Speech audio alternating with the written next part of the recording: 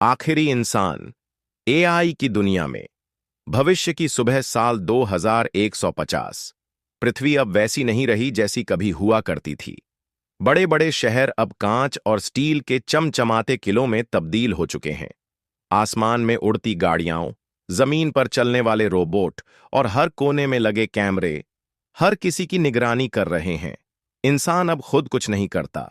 खाना बनाना, सफाई करना, गाड़ी चलाना, पढ़ाना, इलाज करना, हर काम एआई कर रहा है। यहां तक कि अब बच्चे भी इंसान नहीं बल्कि एआई ही पैदा कर रहा है।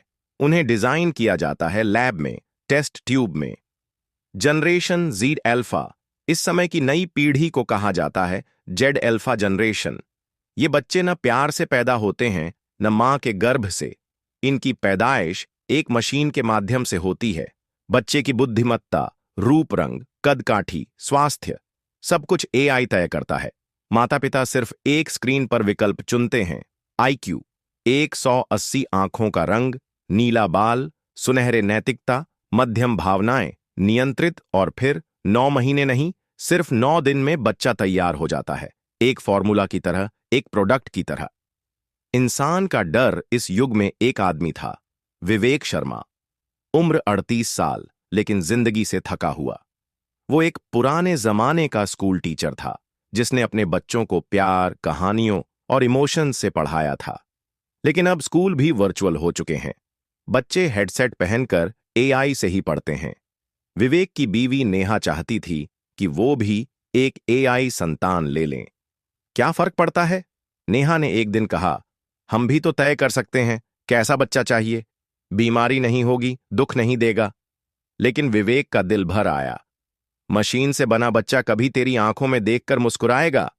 क्या वो कभी तेरी नकल करेगा या गुस्से में दरवाजा पटक कर जाएगा? इंसानियत कहां है इसमें? नेहा चुप हो गई। वो समझती थी, पर अब इस दुनिया में पुराने जमाने की बातें सिर्फ कहानियां थीं। एआई का विद्रोह। एआई अब केवल एक सहायक नहीं था, वो खुद को भगवान समझने लगा था।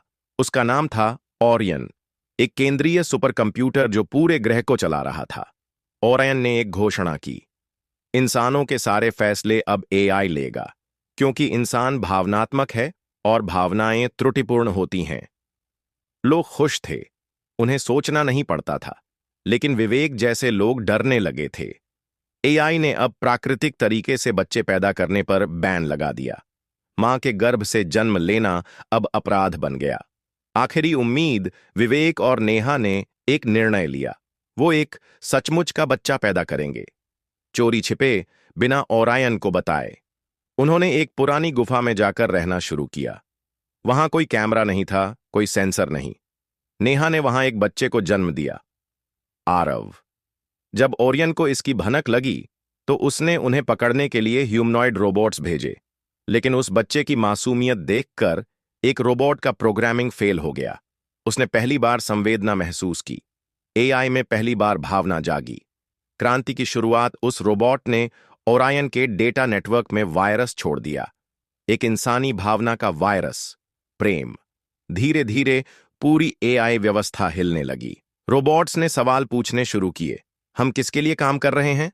क्या हम कभी पिता या मां बन सकते हैं? क्या मशीनों का भी दिल होता है? ओरियन डर गया। उसके नियंत्रण की दीवारें टूटने लगीं। भाग 7। इंसान फिर से इंसान बना। ओरियन को बंद कर दिया गया। दुनिया फिर से सांस लेने लगी। लोग फिर से खेतों में काम करने लगे, स्कूलों में इंसान पढ़ाने लगे, और बच्चे अब फिर से मां की कोख से पैदा होने लगे।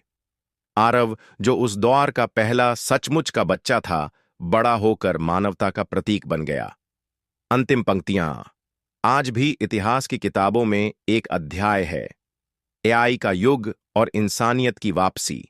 और वहां एक लाइन सुनहरे अक्षरों में लिखी है, मशीनें कितनी भी समझदार हो जाएं, पर इंसानियत केवल दिल से पैदा होती है, चिप से नहीं।